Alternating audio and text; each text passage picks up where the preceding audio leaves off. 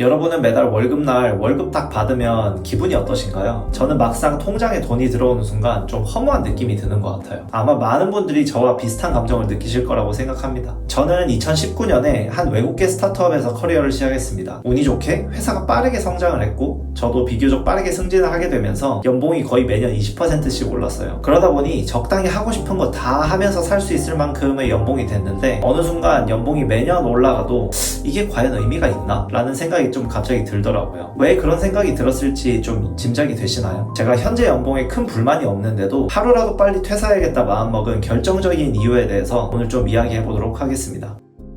사실 우리는 대단한 걸 바라지 않습니다. 연봉 2, 3억 같은 엄청난 액수를 꿈꾸는 것도 아니에요. 그냥 딱 월 1,000만 원, 더도 말고 덜도 말고 딱 월 1,000 정도만 벌면 좋겠다고 생각합니다. 그런데 문제가 뭐죠? 직장에서 월 1,000을 받기가 정말 어렵다는 겁니다. 혹시 회사에서 월 1,000만 원을 받으려면 회사에 얼마를 벌어다 줘야 하는지 생각해 보신 적 있으신가요? 보통 회사에서 월 1,000만 원 정도를 급여로 받으려면 적어도 그 3배인 월 3,000만 원은 벌어다 줘야 합니다. 매출 3,000만 원이 아니라 영업이익 3,000만 원을요. 보통 매출 3억은 만들어야 영업이익 3,000만 원 정도가 나올 텐데 사실 이게 그렇게 쉬운 일은 아니죠. 설령 그런 성과를 달성했다 하더라도 회사가 곧바로 오 고생했어 이제 월 1,000만 원씩 줄게 라고 말해주는 경우는 거의 없습니다. 대부분은 연봉 협상 시즌에나 그 성과를 조금 반영해주거나 보너스 명목으로 일부를 챙겨주는 식으로 그냥 넘어가죠. 문제는 회사가 그렇게 연봉 좀 올려주고 보너스를 지급하면 보상을 완료했다 라고 여기고 이제 그만큼의 성과는 기본으로 깔고 가려고 한다는 겁니다. 예를 들어서 작년 동안 내가 연 36억 매출을 달성했다면 올해는 그 수치를 뛰어넘어야지만 연봉 협상이나 진급 기회가 생기는 구조라는 거예요. 이때부터는 압박이 훨씬 커지죠. 작년에도 죽어라 이래서 그 수치를 만들었는데 올해는 거기에 플러스 알파를 추가로 올려야 하니까요. 저 역시 이전 회사에서 매달 4천만 원 정도의 영업이익이 나올 수 있는 시스템을 만들어 놨습니다. 그 공로로 빠른 승진도 할 수 있었어요. 근데 승진을 하니까 회사는 이미 네가 만들어 놓은 시스템을 유지하면서 더 가파른 성장까지 달성해라 라는 요구를 했습니다. 사실 기존 시스템만 굴리는 데에도 꽤 많은 리소스가 들어가고 있었는데 시간을 더 쪼개서라도 어떻게든 달성하라는 식으로 압박이 점점 심해졌죠. 그렇게 저는 결국 연봉이 올수록 승진을 할수록 그만큼 일을 더 해야만 한다는 사실을 절감했습니다. 가끔 주변에서 연봉 1억 넘으면 좋겠다 라는 이야기를 들어도 저는 속으로 그럼 그만큼의 일폭탄과 스트레스를 감당해야 하는데 괜찮을까? 라고 되묻게 됐습니다. 실제로 억대 연봉을 받는 분들 이야기를 들어보면 공황장애나 우울증을 호소하는 경우도 적지 않더라고요. 그러니 월급이 많아질수록 행복도 같이 올라간다는 보장은 전혀 없는 거죠.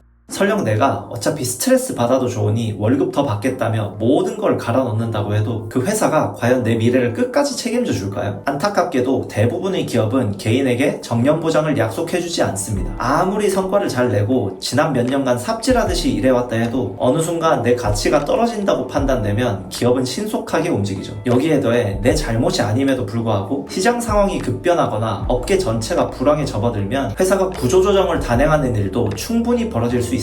대기업이든 중소기업이든 예외가 없고요. 그동안 내가 열과 성을 다해 회사에 기여해왔다는 사실이 남들에게는 크게 와닿지 않을 수 있습니다. 특히나 요즘은 평생 직장 개념도 사라져서 경기 침체나 비용 절감을 이유로 순식간에 수백, 수천 명을 정리해고하는 사례가 드물지 않죠. 더욱이 승진할수록 높은 연봉을 받을수록 회사는 저 사람은 반드시 그만큼의 성과를 내야 한다 라고 인식하게 됩니다. 그 기대를 충족시키지 못하면 가차없이 아웃시킬 수도 있다는 얘기죠. 그리고 일반 직원이야 대체 인력이 쉽게 구해진다고 생각할 테고 관리직 이상은 위로 올라갈수록 자리가 없으니 무조건 성과를 내야 하는데 못 버티면 어쩔 수 없다는 식의 태도를 보이기도 합니다. 결국 저는 한 회사 안에서 아무리 열심히 몸을 갈아 넣어도 미래를 확실하게 보장받을 수는 없구나 라는 사실을 깨달았습니다. 그동안은 승진하면 더 좋겠지? 라는 막연한 기대가 있었는데 막상 현실을 겪어보니까 승진을 해도 부담만 커지지 나를 지켜줄 만한 확실한 안전장치 같은 건 없더라고요. 이렇게 회사에 보장도 없고 매년 더 높은 성과를 내야 하고 조금이라도 삐끗하면 바로 내 자리가 흔들릴 수 있다는 사실을 깨닫고 나서 하루라도 빨리 나만의 길을 준비해야겠다는 결심이 확고해졌습니다. 내 커리어와 삶의 미래를 회사가 아닌 나 스스로가 주도적으로 설계해야 한다고 느낀 거죠. 그리고 그 결심은 곧 하루라도 빨리 내 개인 사업을 키워야겠다는 생각으로 이어졌습니다.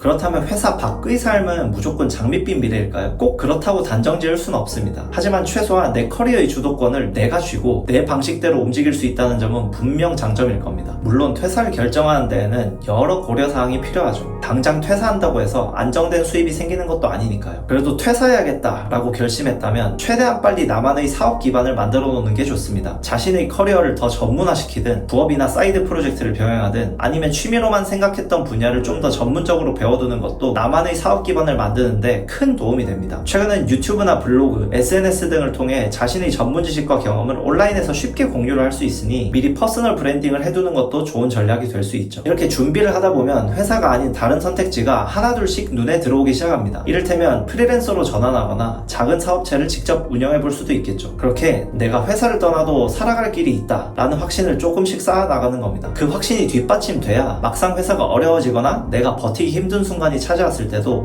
이젠 정말 떠날 때가 됐다 라고 과감히 결정할 수 있게 되겠죠. 물론 퇴사를 준비하는 과정에서도 회사에서 충분히 배울 건 배워두면 좋습니다. 조직 안에서 일하며 얻을 수 있는 네트워킹, 협업 경험, 프로젝트 운영 스킬 같은 건 나중에 내 사업을 할 때에도 크게 도움이 되니까요. 다만 그 과정에서 내 미래를 회사에만 온전히 맡기는 게 아니라 언제든 나만의 길을 만들 수 있도록 준비를 병행한다는 마인드가 중요하다고 생각합니다. 제가 말하고 싶은 건 당장 전부 때려치워야 된다는 게 아닙니다. 다만 연봉이 꽤 높으니까 일단 참자는 식의 현상 유지가 단기적으로는 더 위험할 수 있다는 점을 강조하고 싶습니다. 회사가 내 미래를 보장해주지 않고 연봉이 오를수록 스트레스가 더 커지는 구조라면 결국 어느 시점엔 불안과 부담감이 폭발할 수밖에 없으니까요.